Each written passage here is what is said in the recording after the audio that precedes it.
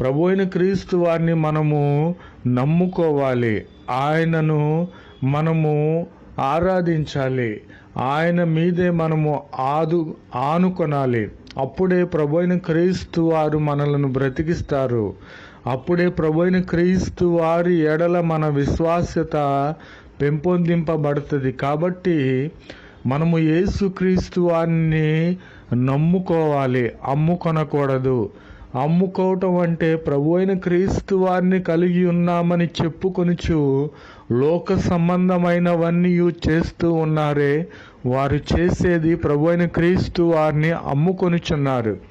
కాబట్టి మనం ఎప్పుడైతే దేవుని నమ్ముకొని ఉన్నామో, ఆయన మీద ఆనుకొని ఉన్నామో, ఆయన వాగ్దానము చేసి ఉన్నారు, వీరు నా జనాంగము కనుక వీరు ఎన్నడూ కూడా ఏ విషయములో సిగ్గు నొందరు అని ప్రభు అయిన క్రీస్తు వారు రూఢిగా